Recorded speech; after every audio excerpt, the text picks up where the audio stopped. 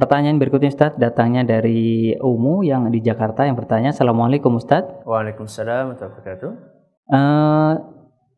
Ingin bertanya Ustadz, di lingkungan tempat kami tinggal, anak-anak kecil sudah usia sekolah dasar bergaul dengan kurang sopan dan juga sering mengucapkan kata-kata kotor. Bahkan mereka tidak segan menyebut berjima kelamin pria dan wanita dengan suara keras.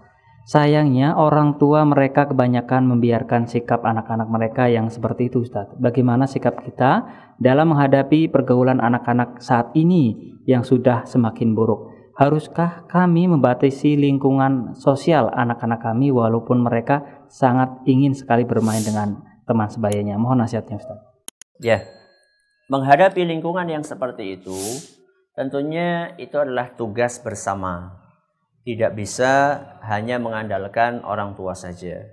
Karena kebanyakan orang tua di zaman ini sudah sibuk dengan pekerjaannya masing-masing, sehingga anaknya kurang memperhatikan. Bapaknya kerja, ibunya juga kerja. Anaknya mending kalau ada pembantu. Kadang-kadang pulang nggak ada siapa-siapa. Akhirnya kelayaban kemana-mana. Kita, ya daripada kita menghabiskan waktu untuk mencela, untuk mengeluh, ya mengeluhkan keadaan, mendingan kita katakan apa yang bisa saya lakukan. Apa yang bisa saya lakukan.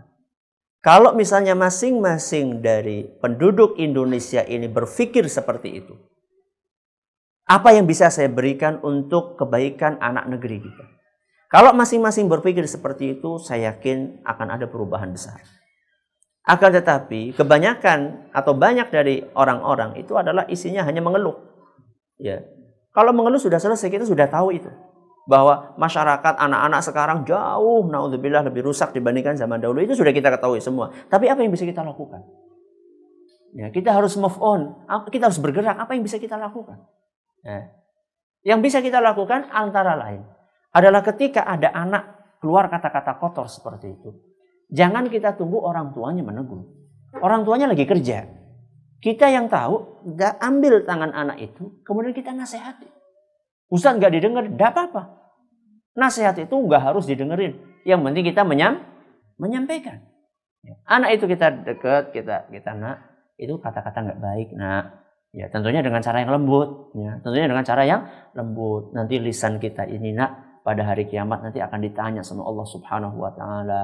Setiap kata-kata yang keluar nanti akan dipertanggungjawabkan di hadapan Allah. Kalau baik maka kita akan dikasih surga sama Allah. Kalau jelek maka kita terancam dengan neraka. Sampaikan nasihat itu kepada anak. Masalahnya yang terjadi saat inilah adanya pembiaran. Adanya apa? Pembiaran. Jadi anak-anak itu bebas. Coba seandainya anak nyolong pelem. Ada yang aruh-aruh. Ada yang apa? Ada yang menegur. Kira-kira besok dia mau ngambil gimana? Pikir-pikir. Nah sekarang coba perhatikan. Anak ngambil pelem. Ngambil apa namanya? Mangga. Yang bukan haknya. Coba. Dia di pinggir jalan itu mangga. Berapa puluh orang yang lewat dan diem. Bahkan mungkin saya katakan berapa ratus orang yang lewat dan diem. Gak ada yang mengingatkan. Akhirnya dia merasa oh itu biasa. Tapi kalau misalnya kita nggak usah bilang semuanya mengingatkan. Dari 100 orang yang lewat, 5 saja mengingatkan. Kira-kira gimana? Anak itu besok akan mengulangi lagi? Dia akan pikir-pikir. Ya. Nah sekarang, anak-anak yang ada di lingkungan kita, yang ngomong dengan kata-kata yang kotor seperti itu, kita ingatkan enggak? Ya. Tetangga kita mengingatkan dia atau tidak? Masalahnya banyak tidak diingatkan. Akhirnya yang terjadi adalah itu semakin menjadi-jadi. Ini yang bisa kita lakukan. Nah sekarang, untuk anak-anak kita, apakah perlu kita batasi lingkungannya atau tidak? Pertama gini, seharusnya kita itu kalau cari rumah, carilah lingkungan yang baik. Ini pondasinya awalnya.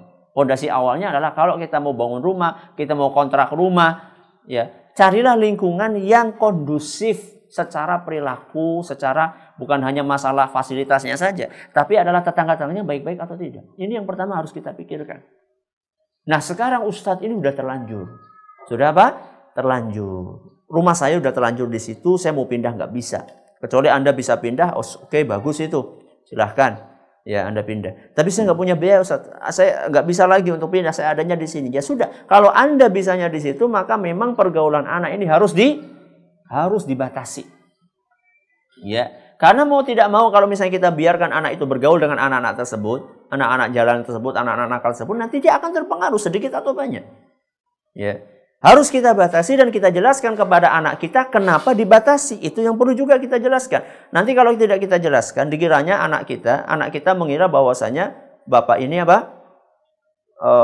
membatasi, mengekang, membuat kayak Siti Nurbaya, ya, dipingit dan seterusnya. Ya, harus dijelaskan kenapa kok dibatasi pergaulannya. Oh, karena ini. Ya, jadi ada masalahnya. Ya. Nanti kamu bisa terpengaruh dan seterusnya. Itu harus dijelaskan kepada anak. Ya. Kemudian kalaupun anak akan bergaul, maka dikasih rambu-rambu. Nak, kamu bergaul gini-gini rambunya. Kalau ada anak kayak gini, jangan dijadikan teman dan seterusnya. Wallahu a'lam bishawab. Ya.